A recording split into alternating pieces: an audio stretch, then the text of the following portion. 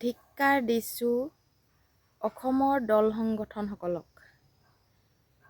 মোৰ ফালৰ পৰা ধিক্কাৰ দিছোঁ আচলতে অসমৰ দল সংগঠন। লাগিলে সেয়া হিন্দু দল সংগঠনেই হওক, মুছলমান দল সংগঠনেই হওক, জাতীয় দল সংগঠনেই হওক বা ছাত্ৰ নেতা দল সংগঠনসকলেই হওক, তেওঁলোকক মোৰ ফালৰ পৰা ধিক্কাৰ দিছোঁ। কাৰণটো আপোনালোকে নিশ্চয় বুজি পাইছে চাগৈ। নমস্কাৰ বন্ধু বান্ধৱীসকল, মই মৰমী। মোৰ ইউটিউব চেনেলটোলৈ আপোনালোক সকলোলৈকে স্বাগতম জনালোঁ। মই অসমৰ দল সংগঠনসমূহক কিয় এনেকৈ কৈছোঁ আপোনালোকে নিশ্চয় গম পাইছে চাগে। আজি দুদিনমানৰ আগত দুজন সৰু সৰু কিশোৰক, শিশু তেওঁলোকক ট্ৰেফিক পুলিচৰ সন্মুখত এজন মানুহে মোবাইল চুৰি সন্দেহত চৰ, ভুকু, গোৰ নানা ধৰণৰ শাস্তিৰে ট্ৰেফিক পুলিচৰ সন্মুখত মাৰিছে। কাৰণ তেওঁলোক দৰিদ্ৰ মানুহক মাৰিলে দল সংগঠন, যিকোনো জাতীয় সংগঠন বা কোনো আৰক্ষী প্ৰশাসনে দেখিলেও মাত মাতিব নোৱাৰে। কাৰণ তেওঁলোকে ধন টকা পইচা দি কাকোৱে হেয় প্ৰণিপত্ৰ কৰিব নোৱাৰে। কাৰণ তেওঁলোকৰ হাতত টকা নাই, তেওঁলোকক মাৰিলেও কোনেও মুখ পাতিবলৈ মানুহ নাই। সেয়েহে কৈছোঁ, শিশু দুজনে অপৰাধ কৰিছিলে। অপৰাধ কৰাৰ নামত শিশু আইন বোলা বস্তুটো এখন অসমত আছে, নাই জানো?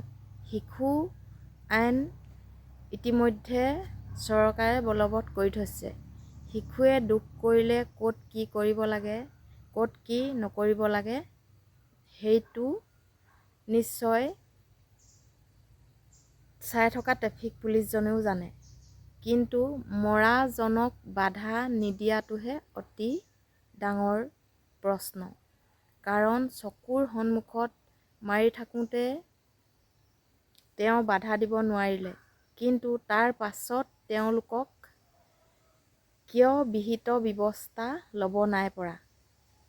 এতিয়া যেতিয়া নেকি ছ'চিয়েল ক্ৰিয়েটৰসকলে দুই এক প্ৰচাৰ হোৱাৰ পাছত মানুহজনক গ্ৰেপ্তাৰ কৰিছে। গ্ৰেপ্তাৰ কৰিয়েই সমাপ্ত কৰিব নেকি? তেওঁ কি শাস্তি পাব, কি কৰিব লাগে, সেইখিনি দল সংগঠনে অলপ হ'লেও মাত মাতিব লাগিছিল। এতিয়া অকল আইন প্ৰশাসনে যিটো নীতি নিয়মৰ মাজে তেওঁলোকক কৰিব লাগে কৰিছিল, কিন্তু মাত নামাতিলে তেওঁ ফাকে ফাকে হাৰিব। কাৰণ দুখীয়া মানুহৰ পক্ষে থিয় দিবলৈ কোনো দল সংগঠন কোনো ওলাই নাহে। এইটো 100% ওলাই পৰিলে। কাৰণ শিশু দুজনৰ মাক বাপেক দিন হাজিৰা কৰা মানুহ, আনৰ ঘৰত আনৰ ভেটিত বহি আছে, তেওঁলোকৰ ঘৰ বাৰী নাই। তেওঁলোকৰ পক্ষে মাত মাতিলে বহুত টকা পইচা খৰচ হ'ব। সেই খৰচখিনি কোনে দিব? দল সংগঠনেতো খৰচ কৰিব নোৱাৰে।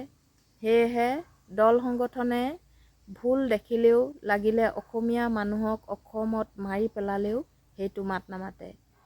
কিছুমান অদৰকাৰী কথাত দল সংগঠন জঁপিয়াই পৰা দেখা যায়। সেই কাৰণটো লৈ মই এই কথাকেইটা মোৰ ভিডিঅ'টোৰ যোগেদি আজি প্ৰস্তুত কৰিলোঁ। সঁচাকৈ দুখ লাগে। দুখীয়াৰ দুখ কোনে বুজিব? অভাৱেই মানুহৰ স্বভাৱ নষ্ট কৰে। আমিও সৰুৰ পৰা দুখীয়া ঘৰত জন্ম হ'লোঁ, বহুত ঠেকা খালোঁ, বহুত কথা শিকিলোঁ। দুখীয়াই মানুহৰ পৰা কথা প্ৰতি খোজতে শুনিব লাগে।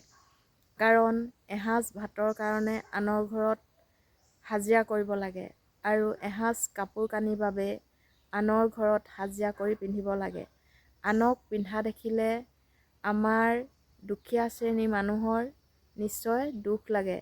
আনে ভাল বস্তু এটা খোৱা দেখিলে আমাৰ দুখীয়া শ্ৰেণীৰ মানুহৰো খাবলৈ মন যায়।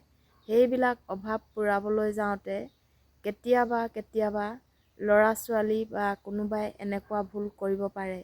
যিহেতু সেইটো ভুল বুলিয়ে কৈছোঁ, ল'ৰা দুজন নিশ্চয় সৰু, সেয়েহে তেওঁলোকে ভুলটো শুধৰণি কৰি বা ল'ৰা দুজনক মৰমেৰে ভালদৰে বুজাই দিব লাগিছিল। মোৰ মতে তেনেকৈ মাৰধৰ কৰাটো কোনো মতে উচিত হোৱা নাই।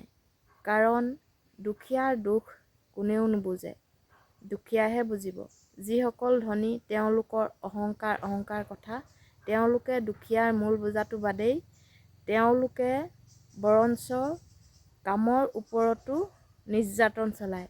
যিসকলৰ ঘৰত হাজিৰা কৰিবলৈ যায় তেওঁলোকক নানা ধৰণৰ শাস্তি বিহা দেখিবলৈ পোৱা যায়।